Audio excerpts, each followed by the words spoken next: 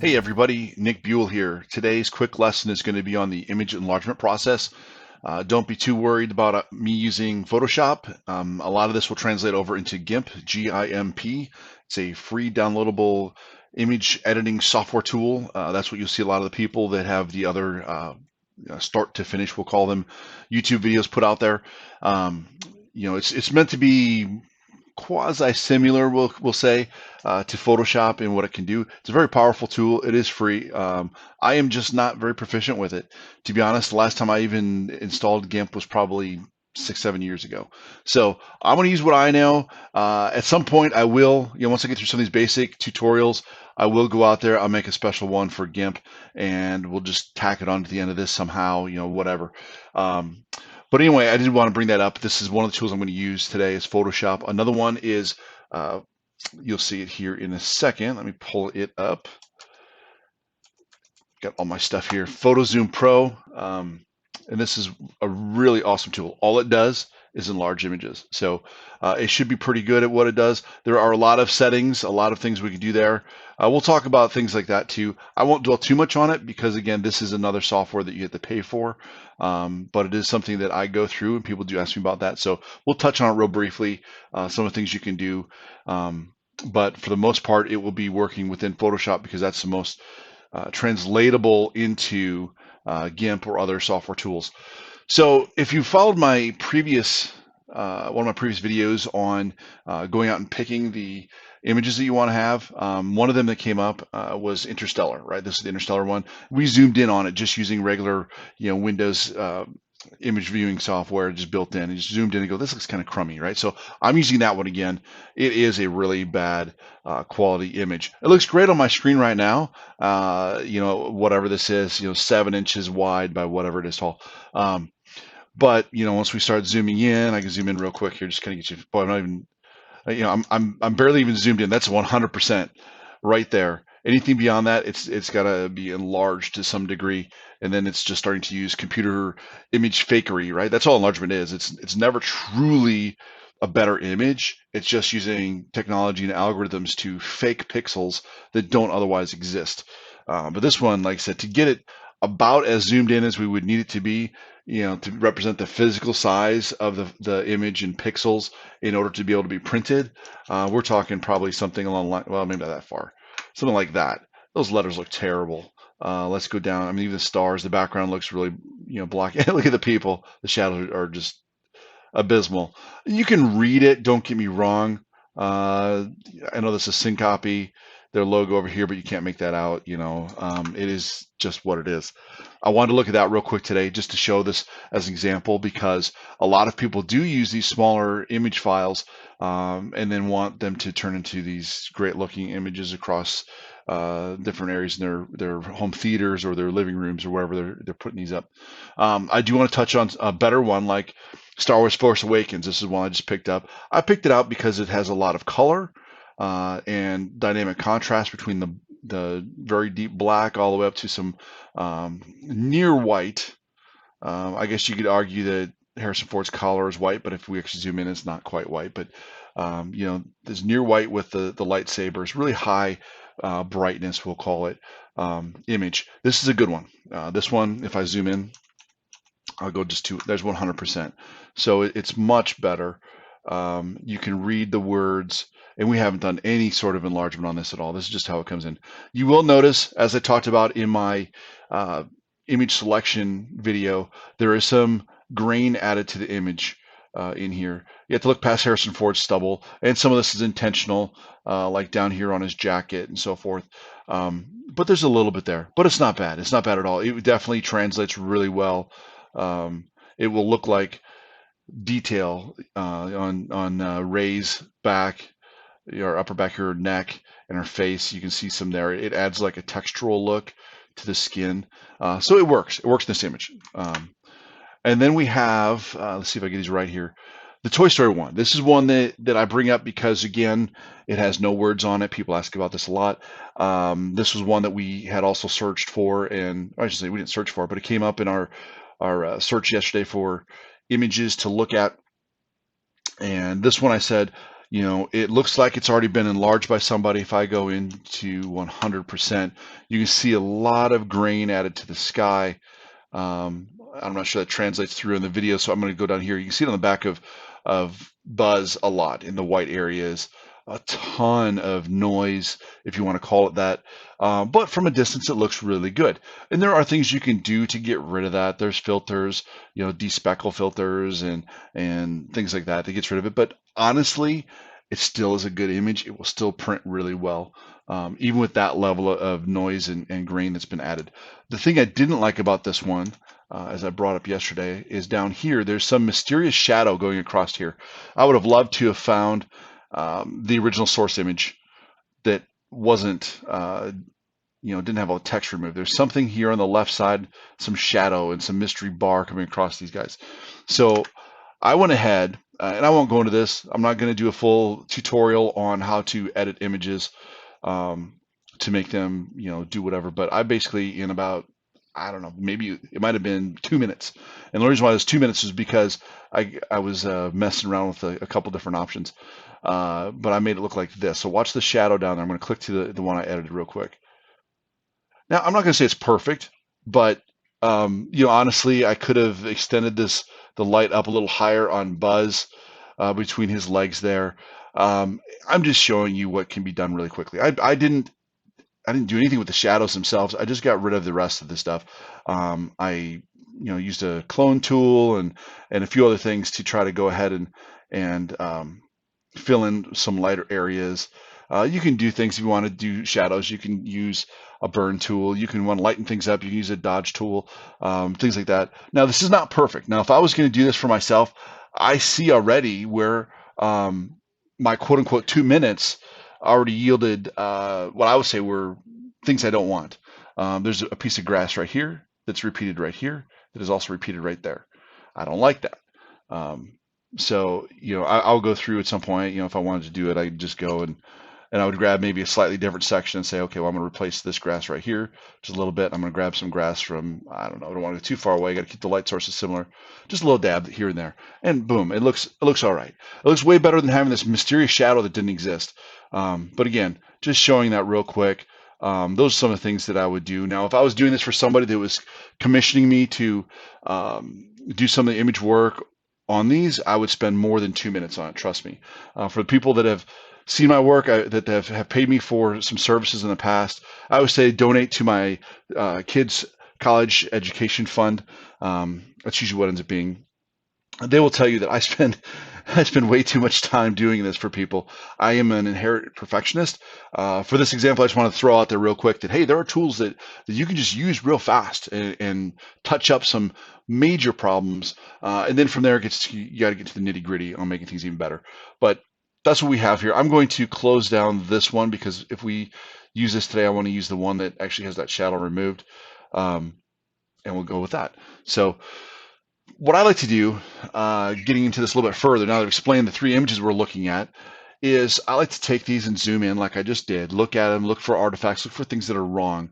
It gives me an idea of what I'm going to have to do when I do an image enlargement. And for our example, we are going to go with the very common, people always say 24 by 36. And I always say that that's great starting point for your poster size. People see that on old posts out there or other YouTube videos.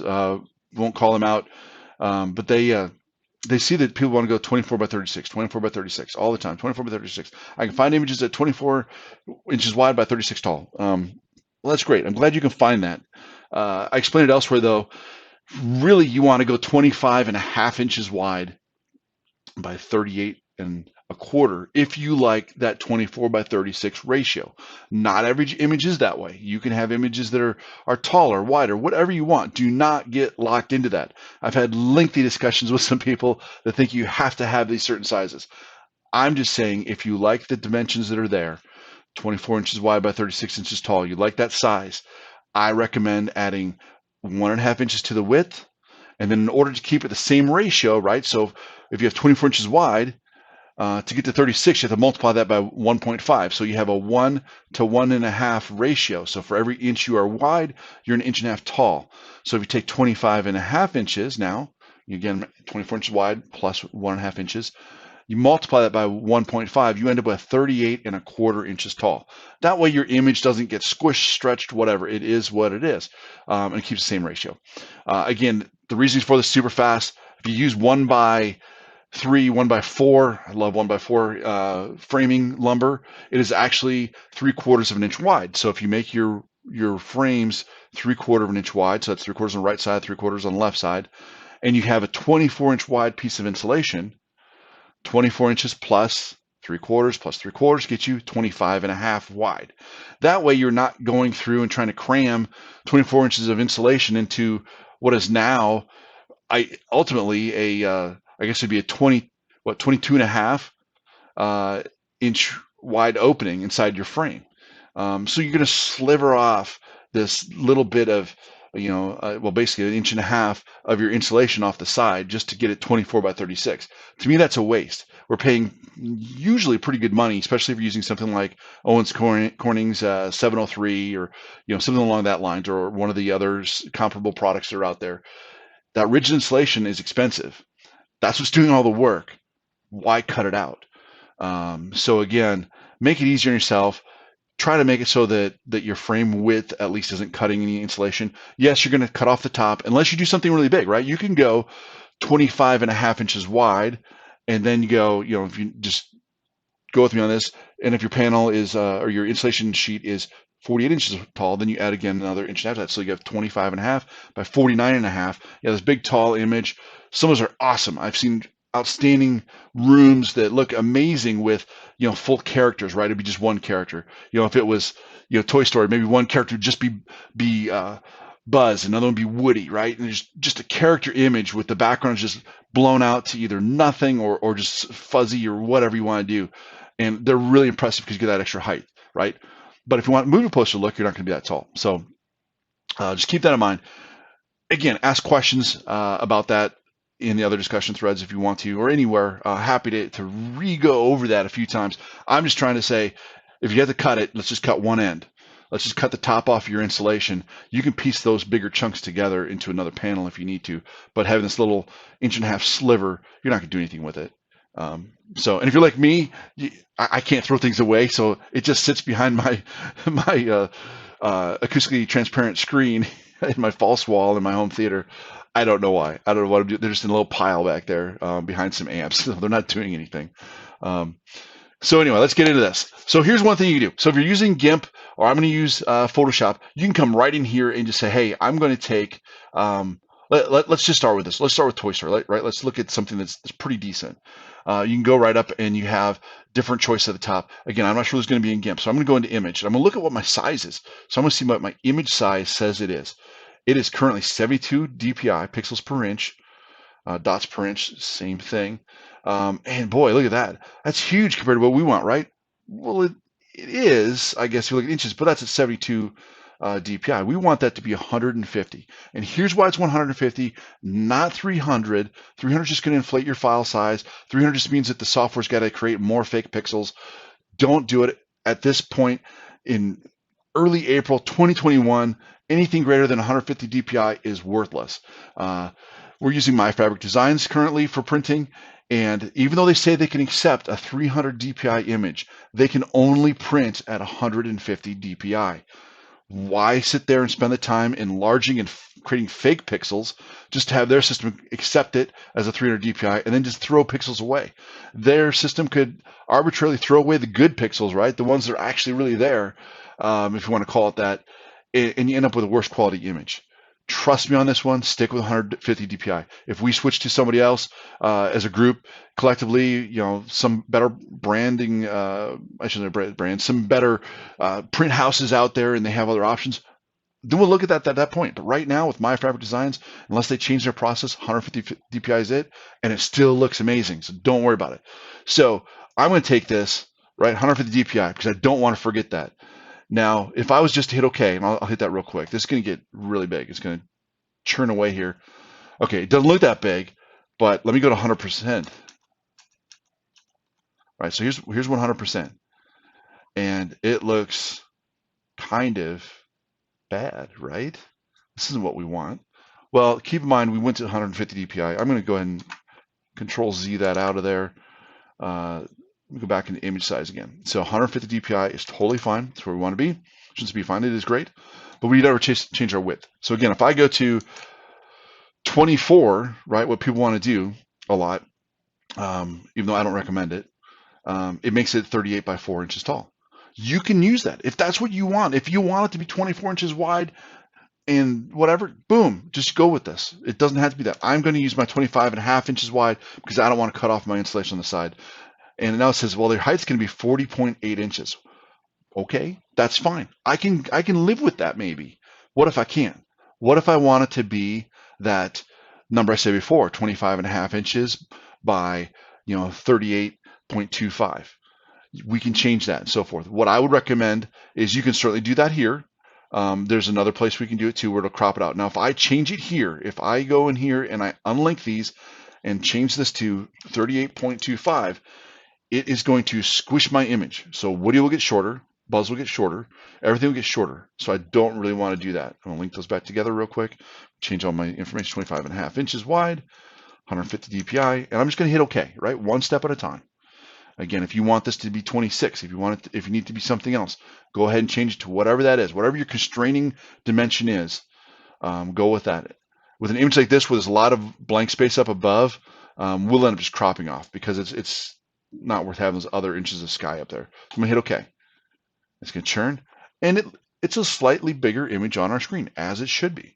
Now, if I zoom in, I get to 100%, we still see a lot of that grain, right?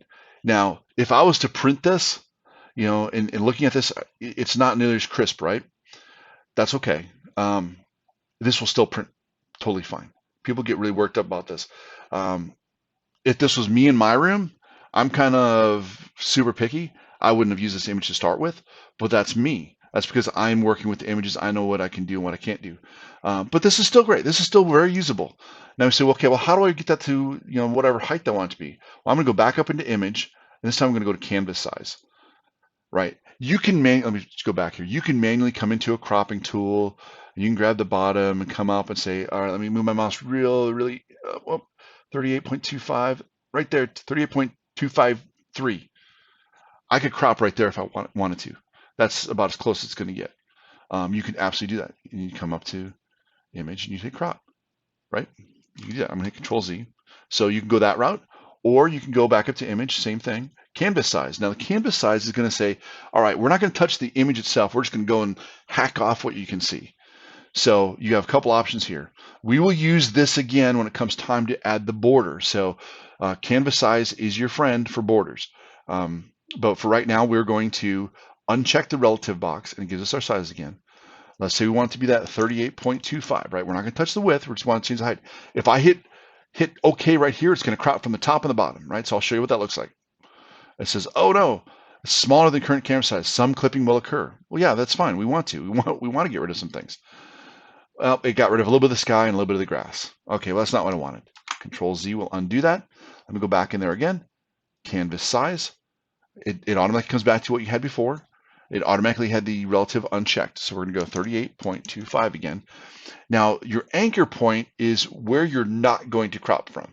So if I was to pick this right side arrow, the one pointing to the left, everything shifts over. So it says that it is going to keep the right side where it is, and it's going to crop off the left. Well, we're not cropping anything, so it's not going to do anything in that aspect. But yeah, that's probably a bad example. So I'm going to say if I did this, if I click the top, it's going to keep the top, it's going to anchor the top, it's going to crop only from the bottom. We want just the opposite, right? We want to anchor on the bottom and squish down from the top. So all these arrows mean that if these numbers are smaller than the current size, then they're going to converge or get cropped down towards that dot. So the dot is what doesn't move. Dot in the middle doesn't move. Our width is the same, so it's not going to come in the sides. It's only going to come down. So if I do that, it should just crop off just the sky. Yep, there's our clipping curve. Normally I turn this off, but I just figured that you might see that on your side of things. And now it just cropped from the top. I know it looked like maybe cropped the bottom. It actually just cropped from the top and recentered the picture on my screen. But it only cropped from the top. So now we have this one in our 25.5 inches wide by 38.25 inches tall. Again, I'll say this 100 times, whatever image size for the final print you need for your room is okay. Pick what you want. Pick what works for you. If this needs to be a square image, make it a square image. If it needs to be, if you need to come in here and say, hey, I want to do 25.5 inches wide because I don't want to waste the insulation. But boy, I need that to really be a square image. Well, you could do that. And maybe you want to anchor it from the, this might not look great, but I'm just going to do it anyway. Anchor it from the bottom again. And maybe that's the image you want, right? Maybe you only have space in a back corner somewhere for this particular panel, or you want to make a bunch of smaller panels. That's fine. There are some acoustical implications of that, right? You need to have a panel that's large enough to actually grab the sound.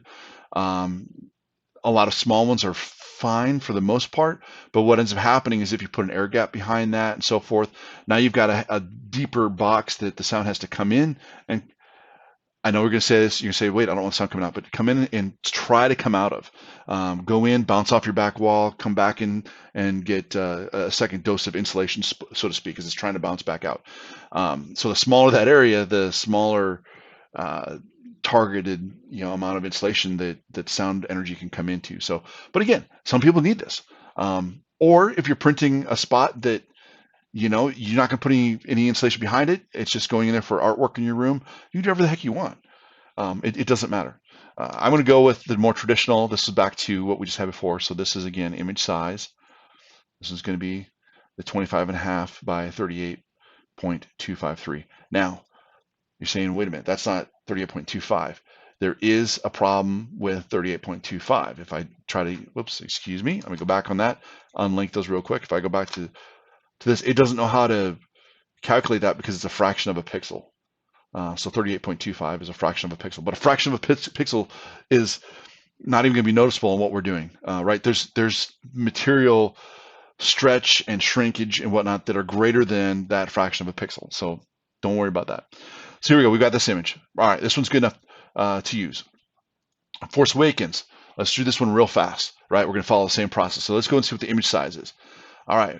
Well, this is 180 pixels per inch, dots per inch, but it's a lot smaller image size. So as long as the key here is don't change the resolution without changing the image size in inches or whatever if you need to see it in centimeters, millimeters, whatever works for you.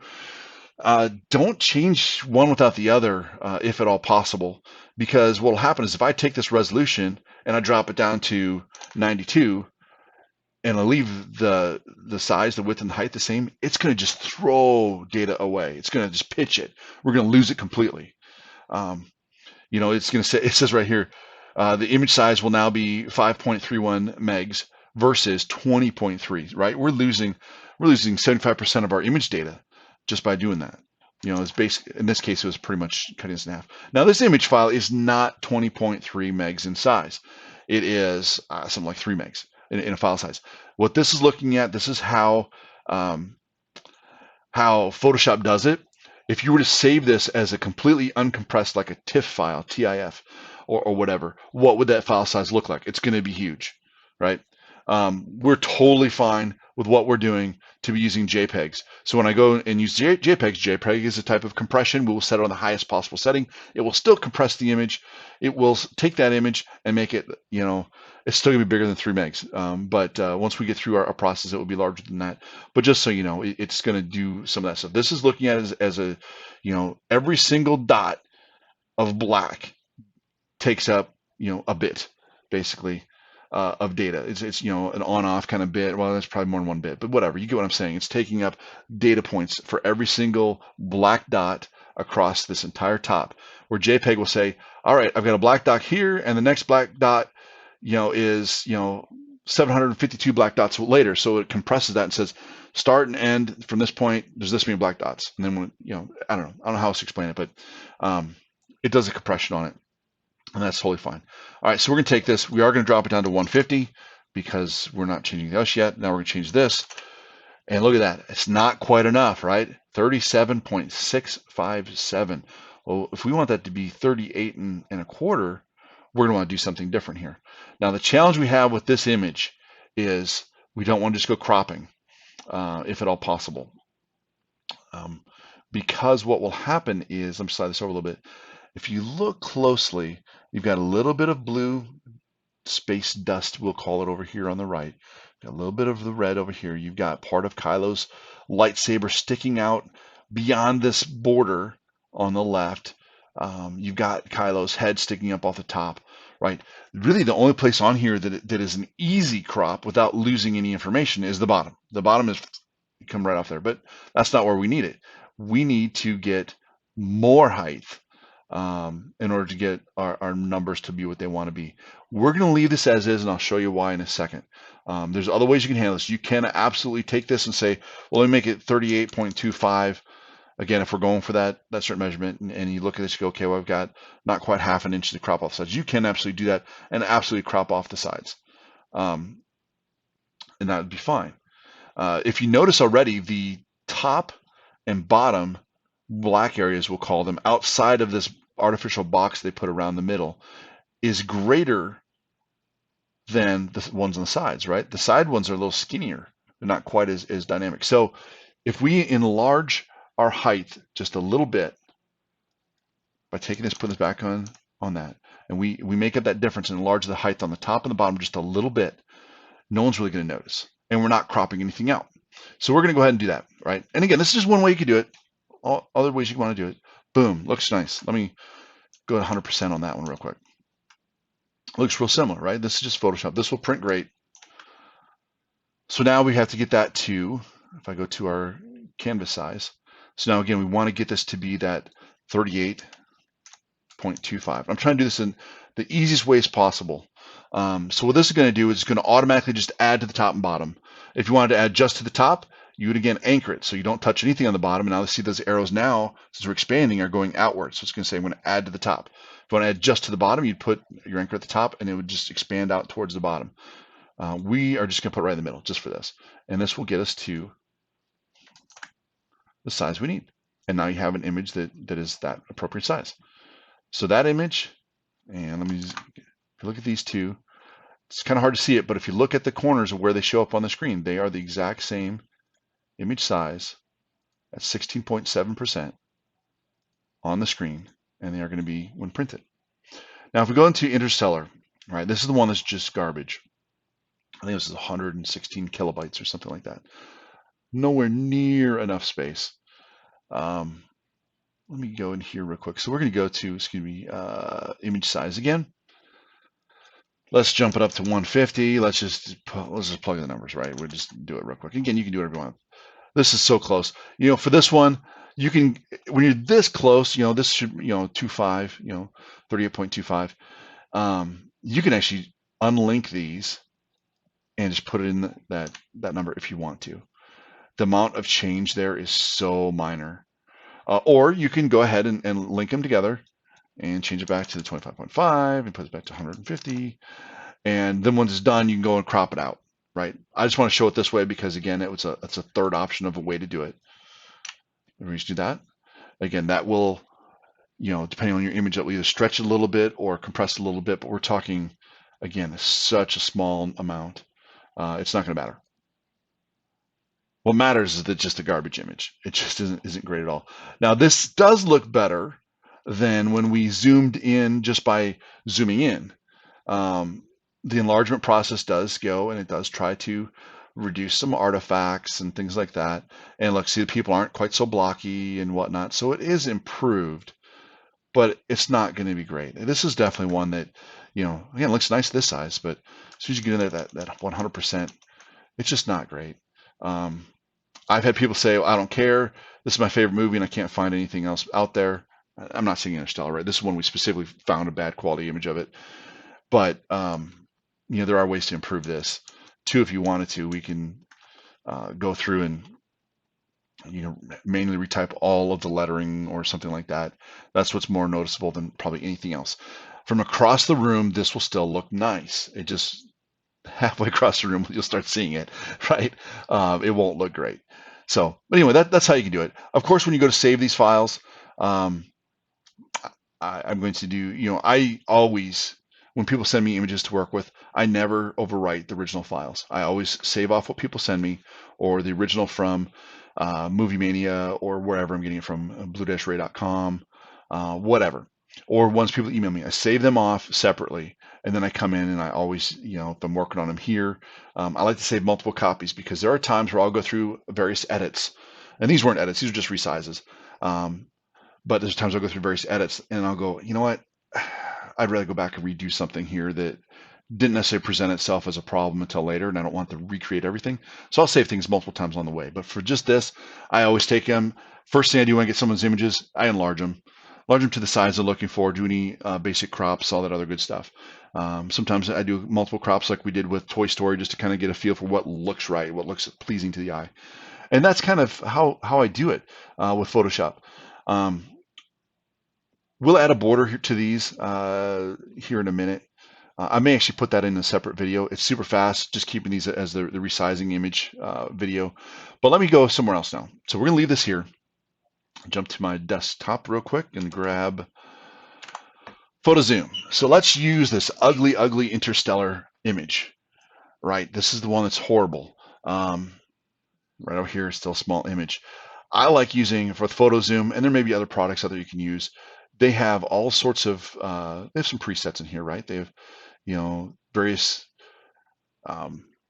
algorithms and so forth in categories of algorithms. I like using the Spline Max, and I usually do Photo Vivid. So people ask me, hey, the image turns out so nice. I love the pop and the colors. Well, I'm just going to admit it. Photo Vivid does that. It's just adding a little, oops, sorry, not extra vivid, Photo Vivid. It's just adding an extra pop of color, just a little bit. We'll see that when we get to something better than Interstellar. I'm not going to spend too much time on Interstellar. I'm going to show you some things you can do with enlargement software to try to make it better. This one's still going to look like garbage. You cannot work miracles on some of these things. But this just goes to show that Photoshop has really one algorithm built in to go ahead and do enlargement, where here you have other things you can mess with. If you say, well, I want to try bicubic or Mitchell or whatever, feel free. Spline Max works for me. I usually start with Photo Vivid. This one, let me go ahead and do the resize first, right? You can, it does a preview on the screen as you do it. So if I do just 150 DPI, it scans through, and you can see the letters improving as you go along. Okay, that's great. Let's go by our 25.5 inches wide, and you can see them improve, but it still looks bad, right? This still is not really any better than what Photoshop is doing.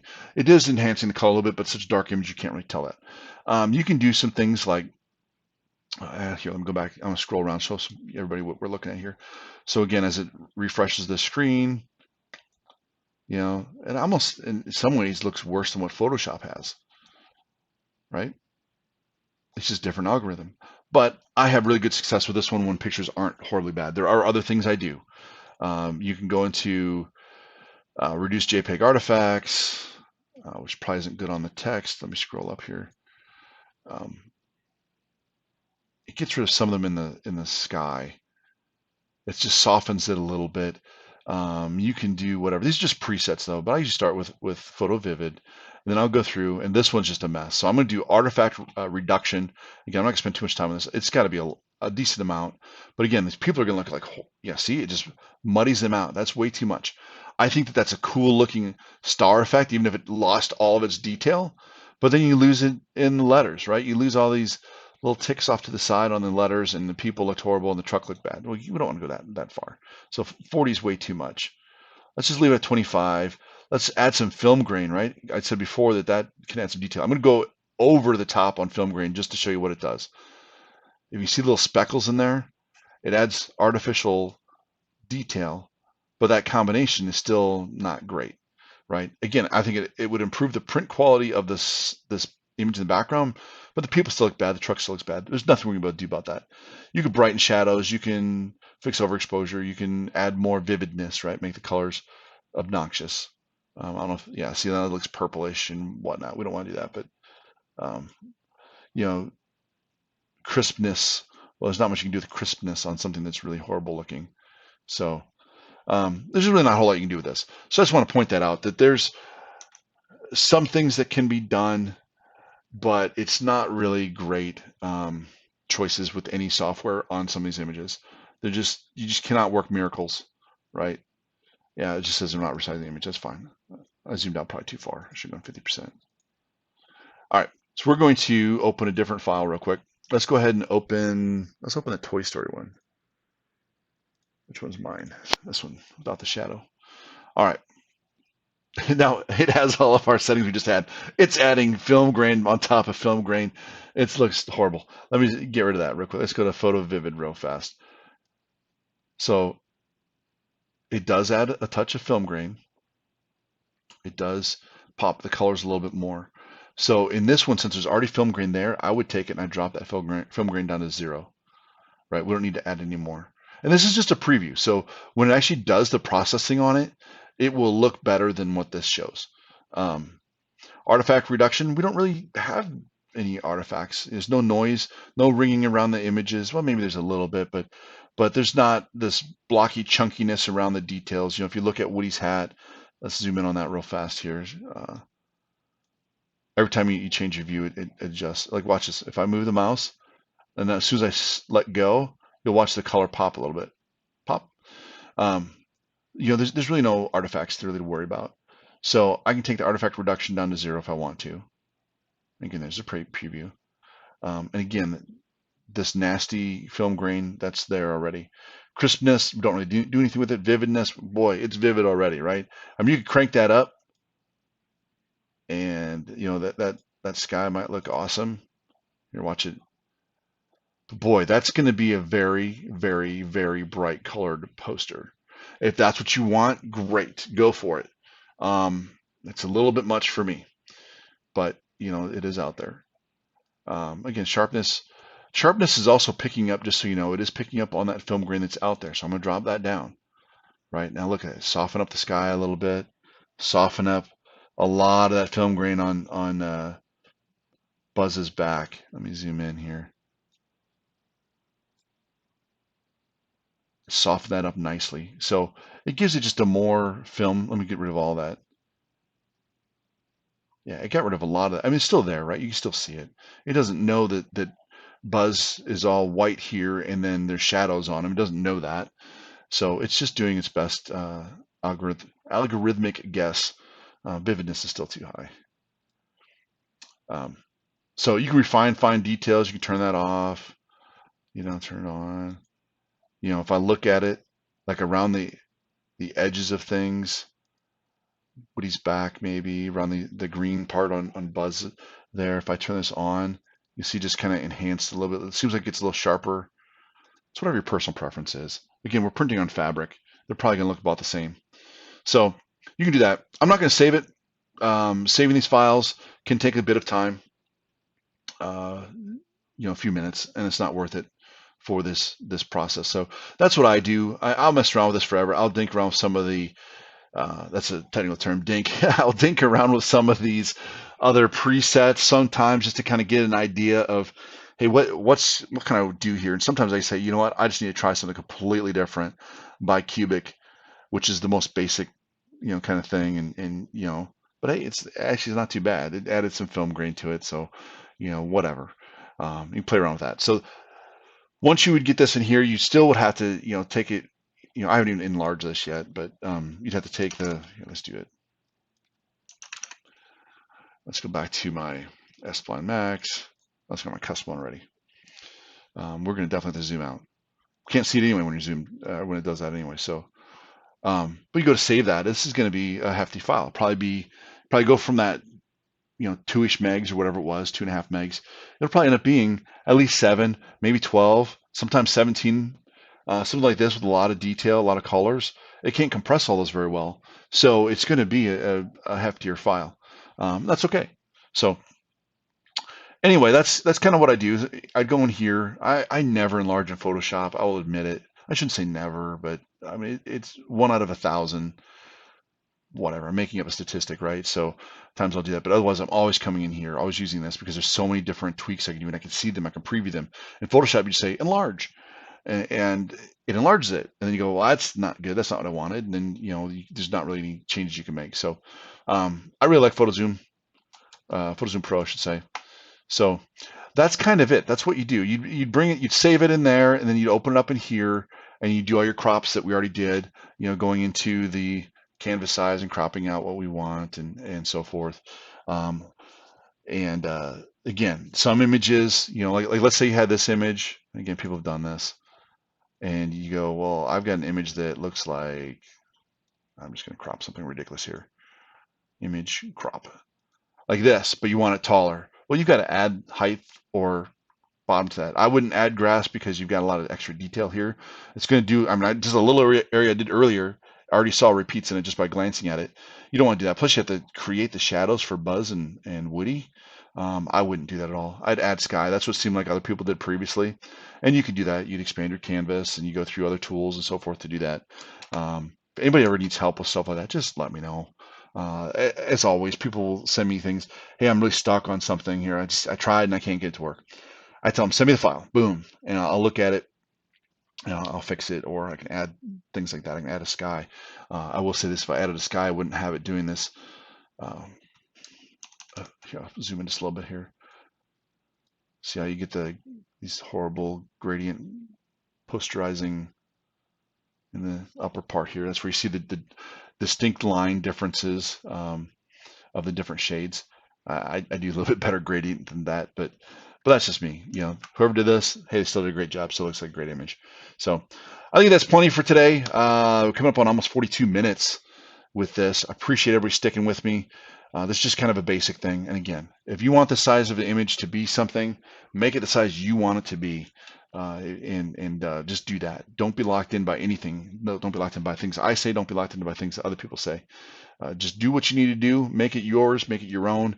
Again, I just have guidelines for things just because I don't want people wasting their acoustical installation or things like that. But outside of that, it's not too bad. And again, these were easy images to work with.